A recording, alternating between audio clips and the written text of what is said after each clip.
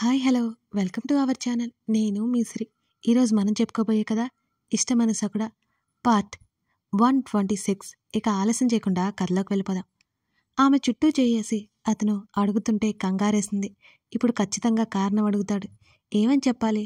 ఇలాంటి క్లిష్టమైన పరిస్థితి తనకెందుకు వచ్చింది? ధరణి అతని స్వరం మృదు గంభీరంగా వచ్చింది. ఆమె తన భార్యగా కాకముందే ఆమె తన మరదలు. వారిద్దరికి మధ్య రక్త సంబంధం ఉంది.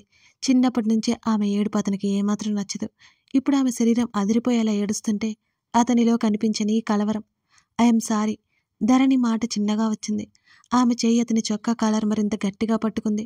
అతని మెడవంపులో ముఖం దాచేసుకుంది ధరణి. Calm down. నెమ్మదిగా ఆమె తల వెనుక భాగాన్ని నిమురుతూ ఆమెను ఊరుకోబెట్టే ప్రయత్నం చేశాడు. నన్నేం అడక్కు. ధరణి మాటలకు అతనికి కోపం వచ్చింది. ఆమె కాసేపటికి కుదుట పడింది, కానీ అతని నుంచి వేరవలేదు. ఆమె భుజాలు పట్టుకుని నెమ్మదిగా దూరం జరిపాడు. ఆమె ముఖమంతా తడిపరుచుకుని ఉంది. మరింతగా కందిపోయింది. కళ్ళు మంకెన పూలలా ఉన్నాయి. అతని వైపు బెరుగ్గా చూసింది ధరణి. నెమ్మదిగా అతని చేతి బొడన వెలితో ఆమె చెంపల్ని తుడిచి, నేనేమన్ను, ఏమైందో చెప్పు. అతను చాలా చాలా మామూలుగా అడగడానికి ప్రయత్నం చేస్తున్నాడు. ధరణి కళ్ళు దించుకుంటుంటే ఆమె గడ్డం పట్టి తల పైకి ఎత్తాడు. ఆమె ముక్కు సన్నగా అదురుతోంది. ఏడుపు తాలూకా. చిన్నవైపోయిన అతని కళ్ళు ఆమెను ప్రశ్నిస్తున్నాయి. నేను హాస్పిటల్కి వచ్చాను అనగానే ఆ చిన్నవైన కళ్ళలో కలవరం ఆమెకి స్పష్టంగా కనిపించింది. వెంటనే ఆమె మరలా కొనసాగించింది. నాకేం కాలేదు, వర్షతో పాటు వచ్చాను అన్నది. అయితే అతను ఆమె జవాబు కోసం చూస్తున్నాడు. అక్కడ నువ్వు కనిపించావు. ఆ మాట చెప్పడానికి ధరణికి చాలా అవస్థలు పడింది. నువ్వు నాకు కనిపించలేదే. అదంతా కాదు, అసలు నువ్వు అంతగా ఏడవలసిన అవసరం ఏంటి అని అడిగాడు. అలాగే సూటిగా చూస్తూ గగన్. నువ్వు పర్లేదు చెప్పు. అతని గొంతు ఏదో తెలుసుకోవాలన్నట్టు తొందర చేస్తోంది. ఆమె చెప్పలేక మరలా అతని భుజం దగ్గర ముఖం దాచుకోవడానికి చూస్తుంటే అతను ఆమెను ఆపేశాడు. మాట దాటేయడం ప్రతిసారి మంచిది కాదు. చెప్పు, ఏమైంది అని అడిగాడు అతను. నువ్వు అక్కడ ఆ అమ్మాయితో ఉండడం నాకు నచ్చలేదు. ఆమె చెప్తుండగానే అతని నొసలు ముడుచుకుపోవడంతో అప్రయత్నంగా ఆమె గొంతులో కుటకపడింది. దానికెందుకు ఏడవడం? ఎమర్జెన్సీ అయితే వెళ్ళాను అని అన్నాడు అతను. అతని మాటలు తడబాటు లేదు. ఏదో దాస్తున్నట్టు అతని కళ్ళలో కలవరం అసలే లేదు. అతనంత నిక్కచ్చిగా ఏమాత్రం తడపడకుండా మాట్లాడుతుంటే తానేమీ అడగగలదిక. నువ్వలా సైలెంట్గా ఉంటే కాదు అన్నాడతను అదే గంభీరమైన గొంతుతో. ఇలా పట్టుకున్నావు తనని అంది అతని చెంపల మీద చేతులు చేర్చి అతను పట్టుకున్నట్టే చూపిస్తూ. అతను ఒక క్షణం ఆలోచిస్తున్నట్టు చూపు పక్కకి తిప్పి వెంటనే ఆమె వైపు చూశాడు. అయితే అన్నాడు. అయితే ఏంటి? నాకు ఇష్టం లేదు అంటూ లేవబోతున్న ఆమె చేతిని పట్టుకుని దగ్గరికి లాగేసుకున్నాడు అతను. ధరణి, చస్తావు, మర్యాదగా కూర్చో అన్నాడతను సీరియస్గా. మౌనంగా కూర్చుంది దూరంగా. అతడి దవడ కండరం సన్నగా కదులుతుంటే ఆమె చేతి మీద పట్టు పెరగడం గమనించి నెమ్మదిగా వదిలిచేసి, లోపల ఏదో ఉంచుకొని సైలెంట్గా ఉండకు, మాట్లాడు అన్నాడు అతను. ఆమె సైలెంట్గా ఉండడంతో అతనిలో సహనం చచ్చిపోతుంది. ధరణి, అతని మాట తీక్షణంగా వచ్చింది. ఆ పిలుపులో తీవ్రతకి మరోసారి గుటక వేసింది తను. తలుపు కొట్టిన శబ్దం వస్తుంటే ధరణి లేచి వెళ్తుంటే అతను లాగినట్టు పట్టుకోవడంతో, అమ్మ పిలుస్తుంది, వదులు అని ఆమె అంటుంటే, ఎవరు? అతను గట్టిగా అరవగానే ఒక్కసారిగా ఉలిక్కిపడింది ధరణి. అతని గొంతు సీరియస్గా వచ్చేసరికి, రుక్కునండి, అమ్మగారు పిలుస్తున్నారు అంది బెదిరిపోతూ. మూసి ఉన్న తలుపు నుంచి రుక్కు గొంతు చిన్నగా వినిపించింది. నువ్వెళ్ళు, వస్తున్నాం అని అన్నాడు అతను. రుక్కు ఆ మాట వినగానే పారిపోయింది. ధరణి బెరుగ్గా చూసింది. అతడు ఒక క్షణం అసహనం అణుచుకుంటూ గట్టిగా కళ్ళు మూసి తెరిచి, చూడు, ఏదైనా ఉంటే స్ట్రైట్గా మాట్లాడు. అది ఏదైనా సరే. నువ్వు లోపల ఉంచుకొని ఏడవడం కంటే బయట పడేస్తేనే నేను ప్రశాంతంగా ఉంటాను అన్నాడతను నచ్చజెప్తున్నట్టుగా. ఏదో కనిపించిన గీత మెల్లిగా వారి మధ్య మెల్లిగా చేరుతున్నట్టు అనిపించింది ధరణికి.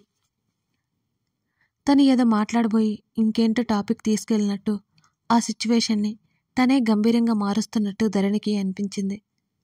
నీకు తెలుసు, నాకు పేషెన్సీ లేదు అన్నాడు అతను. ఆమె ఇంకా మౌనంగా ఉండడంతో, ఆ అమ్మాయిని నువ్వెందుకు పేంపర్ చేస్తున్నావు? నాకది నచ్చలేదు అంది ధరణి.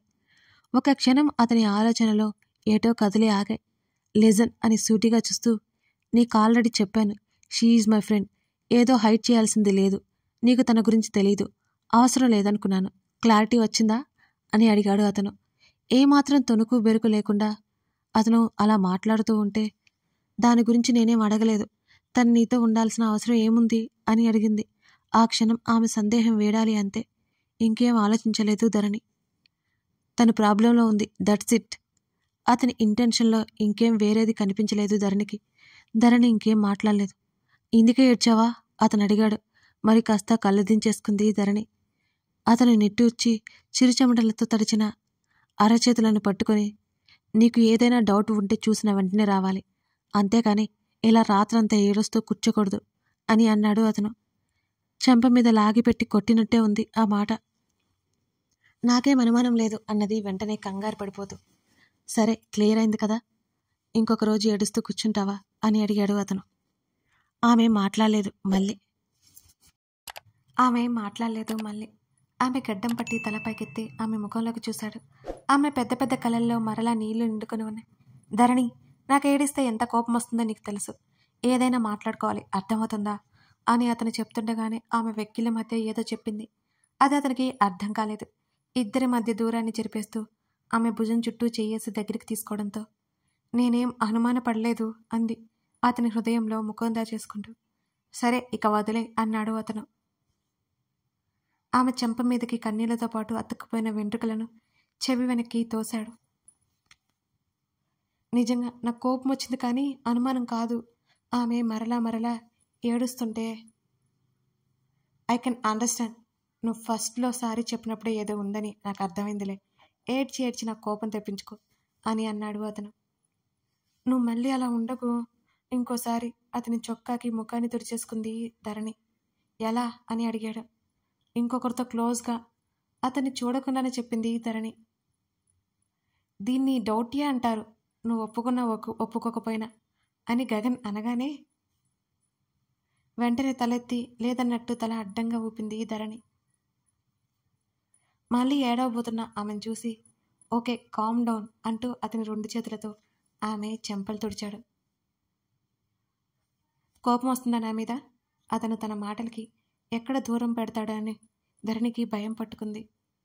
వస్తుంది మరి, కంట్రోల్ చేసుకుంటున్నా అనగానే మరి కాస్త ఏడుపు ఎక్కువైంది ధరణికి.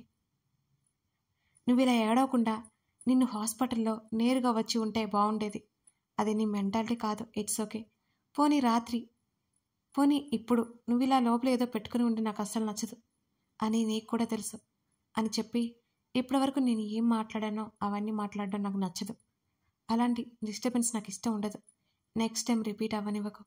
నాకు ఎక్స్ప్లెనేషన్ ఇవ్వడం అంటే ఎంత చిరాకు నీకు కూడా తెలుసు. కానీ చెప్తున్నా విను అని కొన్ని క్షణాలు ఆగి, నిన్న అత్యవసరంగా వెళ్లాల్సి వచ్చింది. ఎందుకు ఏంటి అంటే చెప్పలేను. కారణం అలాంటిది. నాకు కూడా చెప్పకూడదా అని నువ్వు అంటే అవును అని చెప్తాను. నీ దాకా కొన్ని విషయాలు రావడం నీకు కూడా మంచిది కాదు. ఓకే? అతను చెప్తుండగానే ఆమె కంట్లో నుంచి దూకిన నీళ్లను తుడిచేశాడు. క్లియర్ అయింది కదా అని అడిగాడు మరోసారి. నేనేం డౌట్ పడలేదు క్లియర్ అవడానికి, వెంటనే ఉక్రోషంగా చెప్పింది ధరణి. ఆమె ఎక్స్ప్రెస్ చేసినవే అతనికి ఏమాత్రం నచ్చలేదు. కానీ ఆమె మెంటాలిటీని బట్టి అతను యాక్సెప్ట్ చేశాడు. ఆమెనే కాదు, ఆమెలో అన్నిటినీ. వెళ్ళి ఫ్రెష్ అయ్యరా అని అనగానే, సారీ అంది ధరణి.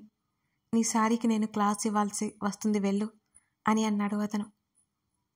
ఆమె లేచి వెళ్ళిపోయింది.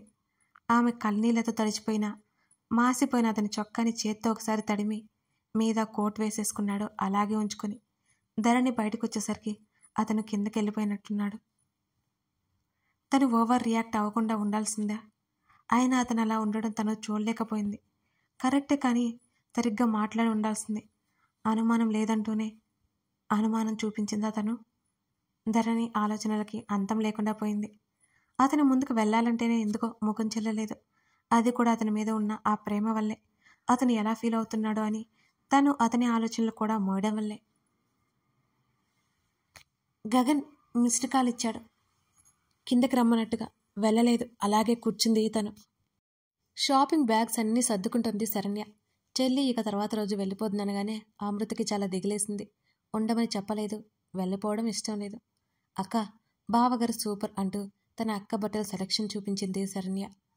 అమృత అవేమీ వినిపించుకోవడం లేదు. చెల్లి వెళ్ళిపోతుంది, కమల్ వెళ్ళిపోతాడు, ఇంట్లో తను ఒంటరిగా ఉంటుంది. ఆమె శరీరం ఒక్కసారిగా జల్దరించింది భయంతో. అక్క, ఏమైంది? శరణ్య ఉలిక్కిపడ్డ అమృతని చేత్తో తట్టింది. వెంటనే తేరుకొని ఏమీ లేదన్నట్టు తల అడ్డంగా ఊపింది అమృత. అక్క, ఏం ఆలోచిస్తున్నావు?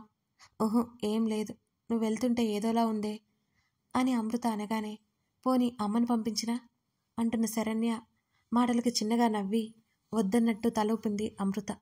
అయినా బావగారుండగా నీకేంటక్క భయం అన్నది శరణ్య నవ్వుతూ. నిజమే కదా, అతనుండగా తనకేంటి భయం? అమృత తనలో తానే అనుకుంది. అక్క, నువ్వెందుక ఈ మధ్య చాలా డల్గా ఉంటున్నా? పెళ్లికి ముందు ఇలా లేవు. కొంపదీసి ఇష్టం లేకుండా పెళ్లి చేసుకున్నావేంటి? శరణ్యకి అంతా తెలిసి కూడా కావాలని అడిగింది. తన అక్క పట్ల జరిగిన దారుణం కూడా విన్నది. అంత జరిగినా తన అక్కని నిందించకుండా పెళ్లి చేసుకున్న కమల్ని అంత ఎత్తులో ఊహించేసుకుంది శరణ్య. నోరు మూసుకవే, పిచ్చి పిచ్చిగా మాట్లాడుకు కసిరింది అమృత. మరి నీ తీరు చూస్తుంటే అలాగే ఉంది. అసలు బావగారంటే నీకు ఇష్టమా? మీ ఇద్దరు క్లోజ్గా ఉన్నట్టు కూడా నాకు కనిపించలేదు అన్నది శరణ్య. చెల్లి వైపు ఉరిమి చూసింది అమృత. వయసుకు తగ్గట్టు మాట్లాడు అన్నది అమృత వెంటనే. నీకంటే 2 ఏళ్ళు చిన్న, అంతే నేను. శరణ్య మూతి తిప్పింది. సర్దుకో చెప్పేసి అక్కడి నుంచి రూమ్లోకి వచ్చేసింది అమృత. తామిద్దరం సరిగ్గా ఉండట్లేదని తన చెల్లికి కూడా తెలిసిపోయిందన్నమాట. కమల్ని తను కష్టపెడుతుందా? కానీ తన వల్ల కావట్లేదు. శరీరంలో ప్రతి అణువులో భయం పేరుకుపోయింది. ఏదైనా స్పర్శ తగిలితే చాలు గుండె వేగం విపరీతంగా పెరిగిపోయి ఆమె శరీరానికి చెమటలు పట్టిపోతాయి. తన మీద తనకే జాలి వేసింది అమృతకి. కమల్, ఇందుకే కదా వద్దు అని చెప్పాను. నా మూలంగా నువ్వు కూడా బాధపడుతూనే ఉంటావు కదా, నా మూలంగా సంతోషాలే లేవు నీకు. ఆలోచిస్తూనే పడుకుంది అమృత. తలంతా భారంగా అనిపిస్తుంటే ధరణి అతను ముందుకు వెళ్ళాలంటేనే ఎందుకో ముఖం చెల్లలేదు. అది కూడా అతని మీద ఉన్న ప్రేమ వల్లే. అతను ఎలా ఫీల్ అవుతున్నాడో, తను అతని ఆలోచనలు కూడా మోయడం వల్లేనేమో ధరణికి అలా అనిపిస్తుంది. గగన్ మిసురుకాలిచ్చాడు కిందకి రమ్మన్నట్టుగా. ధరణి వెళ్ళలేదు, అలాగే కూర్చుంది. కాసేపటికి తలుపుకున్న శబ్దం, రేవతి పిలిపి వినిపించింది ధరణికి. ఒకసారి అద్దం ముందుకు వెళ్ళింది. సరిగ్గా ముఖం తుడుచుకుంది ధరణి. ముఖానికి వెంటనే పౌడర్ అప్లై చేసుకుంది. తన ముఖంలో ఏదైనా తేడా ఉందో అని చూసుకుని వెళ్ళి తలుపు తెరిచింది ధరణి. తన తల్లి తను ఎలా ఉన్నా కనిపెట్టేస్తుందని భయం ధరణికి. ఏం చేస్తున్నావా లోపల? టైం ఎంత అయిందో తెలుసా? తినవా? అడుగుతూనే లోపలికొచ్చింది రేవతి. ఇవాళ లేట్గా లేచాను అంటూ రేవతి కనిపెట్టకుండా తల్లి భుజం మీద చుట్టూ చేతులు వేసి భుజం దగ్గర ముఖం దాచుకుంది ధరణి. పద అంటూ ధరణిని అలాగే పట్టుకుని కిందకి నడిచింది రేవతి. ఆమెకి గగన్ కనిపించలేదు. అప్పుడే వెళ్ళిపోయాడా? టైం చూస్తే 9 దాటిపోయింది. వెళ్ళిపోయే ఉంటాడు, అందుకే తనకి కాల్ చేసి ఉంటాడు. వర్ష సంగతి అడుగుతుంటే, అమ్మా నువ్వేం మాట్లాడొద్దు, నువ్వేం చెప్పినా వాళ్ళకి కోపం వస్తుంది ముందుగానే తల్లితో చెప్పింది ధరణి. కూతురి మాటలకు చిన్నగా నవ్వి, అది నాకు తెలుసు ధరణి, కానీ మాధవిని చూస్తుంటే నాకు కోపం వస్తోంది అన్నది వర్ష. తల్లి మాధవిని ఉద్దేశించి రేవతి, కోపం వచ్చినా నువ్వేం చేయలేవు, నువ్వేం చెప్పొద్దు అసలు. తనలాగే తన తల్లిని నిందిస్తారని ధరణి భయం. అది కాదే, జరిగిందేదో జరిగిపోయింది. ఇప్పుడు ఆ పిల్లని తిడితే ఏమొస్తుంది? అసలే కడుపుతో ఉంది. జాగ్రత్తగా మాట్లాడి తెలుసుకోవాలి. ఎంత ఒత్తిడికి లోనవుతుంది. రేవతి చెప్తుండగానే తల్లి ఉద్దేశం అర్థమయ్యి, నువ్విప్పుడు మాట్లాడితే గొడవ అవుతుంది తప్ప ఉపయోగం లేదు, నీకు ఆల్రెడీ బామ్మ సంగతి తెలుసు కదా అన్నది పార్వతమ్మని ఉద్దేశించి ధరణి. ఈ మధ్య తన కూతురి ఆలోచనలో మార్పు రేవతికి స్పష్టంగా కనబడుతుంది. ఎంతో దూరపు ఆలోచనలు చేస్తోంది తన కూతురు. కథ కొనసాగుతోంది. కథ నచ్చితే లైక్ చేసి మీకేమనిపించిందో కామెంట్ చేయండి. అలాగే మరిన్ని వీడియోస్ కోసం మన ఛానల్ని ఫాలో అయిపోండి friends. Thank you for watching this video.